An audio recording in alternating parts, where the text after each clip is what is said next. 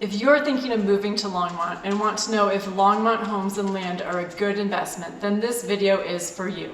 Today I'm here with my favorite builder who has an insider view as to why Longmont's home and land prices keep on rising. And we're starting now. Hi, I'm Marilyn Ackerman, top Longmont real estate agent with HomeSmart Realty Group. If you're new to my channel, consider subscribing because I put out a lot of great content about Longmont homes, real estate, and lifestyle that I'm sure if you're thinking about moving to Longmont, you won't want to miss. So hit that subscribe button and also the bell for notifications. So why are homes and land in Longmont, Colorado so valuable, and why do they continue to increase in value? To answer these questions, I'm here today with Cayko, who is an architect and builder and co-owner of F9 Productions, Longmont's largest architecture firm and design build firm. He recently completed a 9-townhome project here in Longmont. And he's also my wonderful husband. Lance, how are you today? I'm great, Marilyn. Thanks for having me on your channel. Thanks for coming. So Lance, tell us, how is it that you have an insider view about the land and the land prices in Longmont? Well, Marilyn, as you mentioned, I co-own Longmont's largest design build firm, F9 Productions, and we've been serving the Boulder County area for over 10 years now. So we have an insider view on what it means to develop land inside Boulder County and the Longmont area because of our own development history, as well as working with private owners and public owners for the various building projects. Yeah, I'd say you're definitely in the trenches and figuring out what needs to happen for every project that you do. 100%. We work with people who are even searching for land. In fact, we've referred a couple people to you to search for land, and see their project through the design phase, all the way through the construction phase, working as contractors, past the architecture and design phase, and with all the municipalities in and around Boulder County and the Longmont area. So Lance, when somebody drives into Longmont, they might drive from Boulder or from another direction, maybe east or from the mountains or even from the north. They always see a lot of open space, maybe hundreds, or depending on where they're coming from, thousands of acres of land that looks undeveloped. So when people see that coming in, I think they think, well, you know, maybe that is going to get developed, it's going to fill in between. So maybe these houses here, you know, they might not increase in value because there can be more built. But could you tell us why that's not really correct thinking? Yeah, I had the same thoughts as well when I moved here over 10 years ago.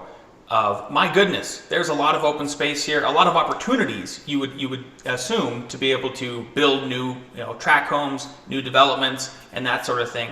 But one of the first things I noticed was how expensive sales tax was in Boulder County, and what that's tied to is the local governments. For instance, in Longmont, they will actually buy up private individuals' parcels of land, namely old farmsteads. And they will put 99-year leases on them essentially, or they'll just outright buy them and make it so they cannot develop on them. In other words, they're trying to preserve the open space, and that's really where that term comes from. The idea with it is Boulder County was, when it was first, people first started moving here, it's an agricultural county largely. And so there was a lot of farmsteads, a lot of farming that still goes on. And the idea was to keep preserving that, even though people want to move here because it's such a beautiful and gorgeous place. So local and state governments in Colorado, and then even coupled with the federal lands, account for over 100,000 acres of open space. In addition to that, the city of Boulder followed the heels of Portland. Portland put a water ring around their city about 30 years ago now, and Boulder put a water ring around their city about 20 years ago. And then the other cities within Boulder County have also followed on the heels of those cities and decided that basically if you try to build beyond the periphery of Longmont or Boulder or some other cities in Boulder County, they will not give you services out there, right? So they won't extend their sewer mains, they won't extend their water mains. And you couple that with gobbling up all these large pieces of land around the cities, not only are they waterlocked, but they're landlocked. And as we all know, with the basic economic theory of supply and demand, if there's less of something, then it's going to be worth more, right? So there's less developable land. So if you own it and it's developable, and then you develop a house on it, right? It's going to be more expensive, more valuable. So we're just following that basic law. Heels of that, what they've done is they've said, well, people want to live here. It's a very beautiful place, as I mentioned. It's desirable in so many different ways that we still need to account for people moving here. So what they've done is they've seriously revamped their zoning laws to allow for more density.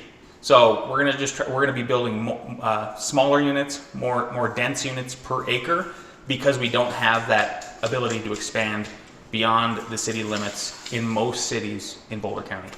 Oh, so to clarify, the county and the city are buying up farms and then using those as open space to preserve the agricultural feel of the town, when I think in a lot of areas of the country we think of open space as parks and trails, but that's not the case always here, correct? That's correct, Marilyn. In fact, out of the 100,000 acres currently designated as open space in Boulder County, only 60% of those are accessible to pedestrians, people riding around bikes. And even then, you're only kind of maybe traveling around the farm or whatever kind of land they've purchased, right? And then 30%, obviously, roughly, is completely inaccessible. Meaning you couldn't even, you could drive onto it with a road or, by a road or something, but you're not going to get onto a bike and be able to traverse through it or anything like that. Oh, okay. And a lot of the reason for that sometimes is they still are working farms. 100%. Yeah, a lot of them are still working farms. Most of them, in fact, are still working farms.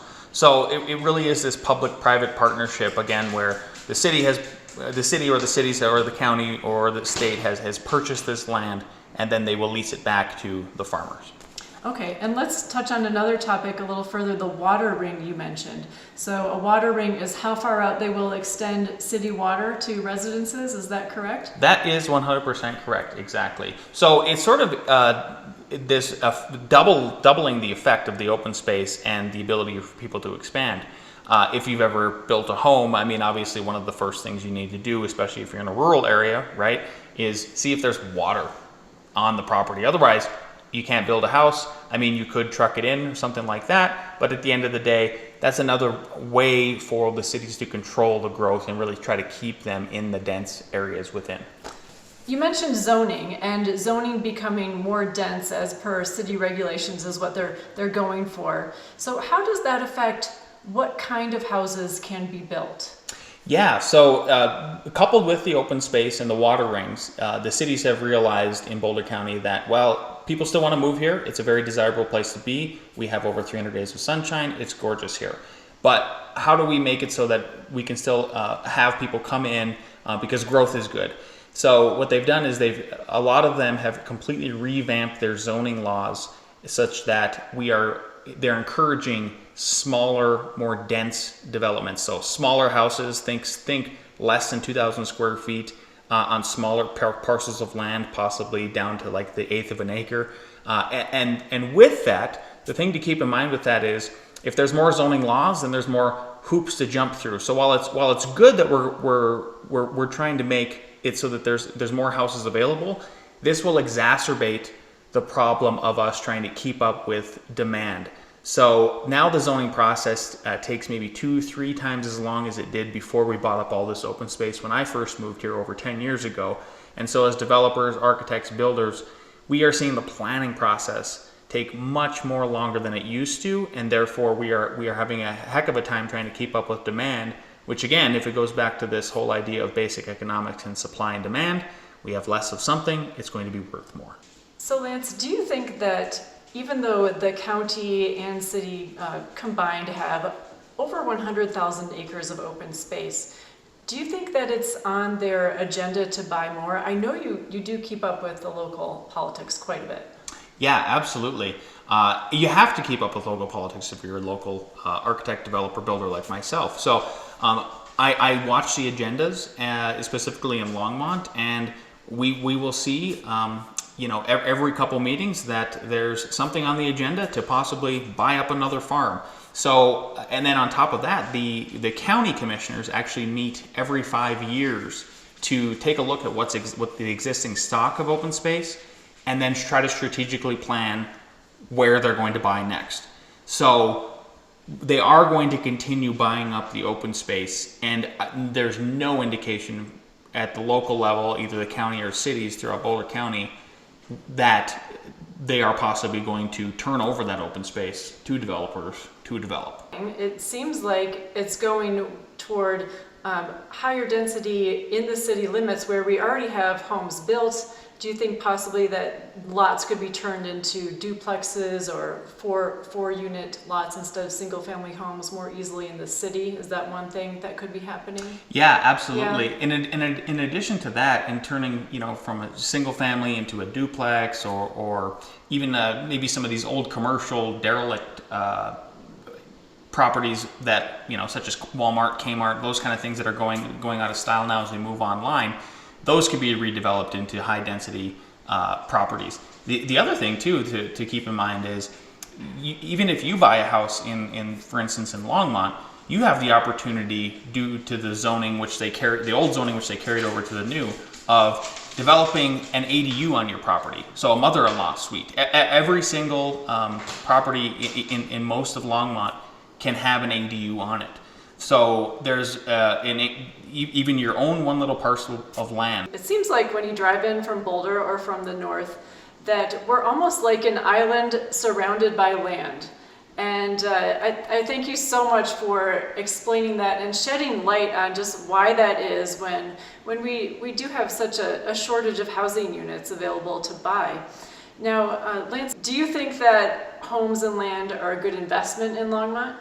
They are such a good investment in Longmont, Maryland, and if you have the opportunity, in my opinion, to buy as much real estate as you honestly can within Longmont, the Longmont area, Boulder, places like that where we have this landlock, as you spoke about, I think an island is a perfect analogy for that. We are this little island this is the only place where you can develop in Longmont, and so again, with that supply and demand idea, you're only helping yourself out by purchasing as much as you can. Wow, thanks so much, Lance.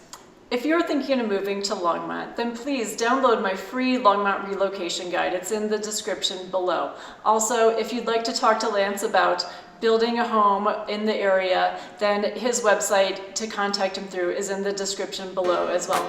If you're coming to Longmont and there's anything I can do for you, please let me know.